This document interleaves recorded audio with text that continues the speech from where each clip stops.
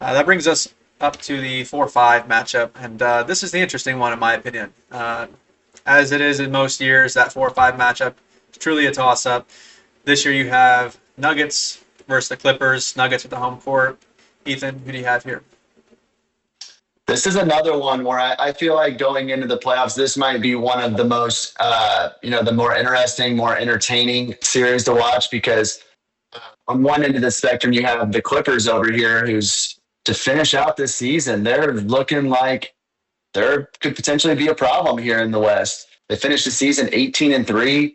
Kawhi Leonard and James Harden. I mean, they look like Kawhi Leonard and James Harden of 5 years ago. It's one of the more craziest things I've ever seen in my life. Where you're thinking that these guys are on the decline, and next thing you know, here comes 2025 regular season ending to going into the playoffs, and these guys look like they're in their prime all over again. And just even watching that Warriors game the other night, the last game of the regular season, Harden goes off for 39 in that game, and I'm watching that game. You got Kawhi, Steph, Jimmy, Harden out there, and like Harden had the best game on the floor in that game, and obviously the way he's able to impact the game in other ways, passing the ball, rebounding, all that, it's dangerous. And then add in the fact that Kawhi is shooting the ball at one of the most efficient rates he's ever done it at. I mean, over his last 20 games, he's shooting a percentage wise, 56 from the floor, 50 from three, and 87 from the free throw line. So he's getting buckets in a super efficient manner.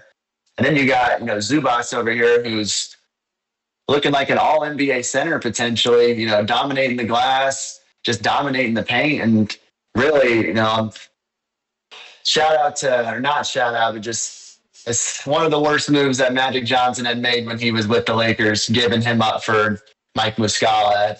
At the time, I understand the Lakers needed a shooter, but man, we basically just gave Zubats up for nothing, and that one hurts. But and then also, the Clippers, they also have a Norman Powell sitting there too as a good scoring third option, averaged 22 points a game this year, and can light you up from anywhere on the floor. So, man, I think the Clippers are dangerous. Obviously, the Nuggets are proven. They won the championship 2 years ago. They're been in the playoffs the last 6 years. They do seem to be playing, better since Malone got fired. They did finish the season, won their last 3 games. Murray came back, is kind of starting to get his legs back under him. And then obviously, you still got guys like Michael Porter Jr. and Aaron Gordon sitting there, and those guys are capable of getting it going at any given time. I mean, I look back to that Nuggets and Lakers series last year, and man, that Michael Porter Jr., it just didn't seem like he missed. Yeah. Like every time he went up for a shot, I'm like, that's money. And that's going in. And obviously he's had a little bit more of a setback this year shooting the basketball, but man, that dude could get it going at any given time. And there is no stopping him. He's 6'10" and shoots above his head and jumps high off the ground when he shoots it. There's no guarding it. It just goes in or doesn't. It's like Kevin Durant, basically, Yeah. And so it'll be very interesting to see what happens there. I do favor the Clippers a little bit more just because it's hard to buy into the Nuggets 100% after Malone going out. Obviously, the Russell Westbrook situation I don't love. And I do believe that Russell Westbrook will find a way to hurt their chances come playoff time. Once this series starts. Sorry, but that's just what I believe. And I'll take the Clippers in this one. But this is going to be a fun series. This is going to be a series where it really could go either way. And honestly, both of these teams really are capable of beating OKC in the second round and making a run deeper into the playoffs. I wouldn't be surprised at all if that was the case. Yeah, it's like we said, this is the matchup that I think is going to go down to the wire. I'm going with the Nuggets in this one. I think they're going to get it done in 7 games. And look, my biggest question for the Clippers is you pointed out them being 18-3 over the last 21 games, which is you would think this is great. They're the hot team going into the playoffs, and they are. But how much did it take out of them to get to this point, just to get themselves in this position? They do have older superstars. It's not like these guys are in their 20s and 25 like Luka is, right in their prime.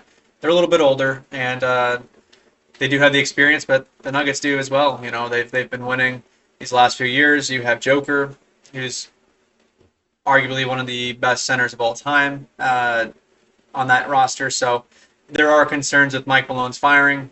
As you've pointed out, they're doing okay since then, it looks like. But we'll find out if that plays a factor come playoff basketball, because it might. It very well might. But to me, the Nuggets, they've outscored the Clippers on the year as far as the points per game total by almost double digits, about 10 more points per game. And I think the biggest thing for me is I just think the Clippers are going to run out of gas. And if it goes 7 games, I just can't imagine the Nuggets losing this. If it goes even 6 games, I still think the Nuggets are going to be in position to pull it out. But it's going to be a close matchup, and maybe the Clippers don't run out of gas in this 18-3 run, really pushes into this first round, and they're able to get out of it because, as you pointed out, both teams have a shot to take out the Thunder in round 2. They've got superstars, they've got depth, they can score. Anything can happen. We've seen last year a 6th seed in the Eastern Conference get to the Eastern Conference Finals, so I can't count on either of these teams, but I'm going to go with the Nuggets, and it's going to be our first disagreement as far as who we think is going to win. I imagine we're going to see more disagreements when we go over round 2, but for now, this is the first one, so I'm glad that there's at least one. And one quick thing just to add in there too on the Nuggets that I did find was a little bit interesting was, I do just have questions on the actual turmoil of what's going on in the locker room. Like, for example, I mean, maybe it's all cleared now that they got Michael Malone out of there, but the one thing that did kind of come off red flaggish to me was the fact that Jamal Murray had been hampered by that hamstring injury for a while, and there kind of wasn't any clarity on like if he was going to be back for the playoffs. They just kind of were saying he's hopeful that he's going to be back for the playoffs, and then literally Mike Malone gets fired, and then in the next game, Jamal Murray's playing all of a sudden.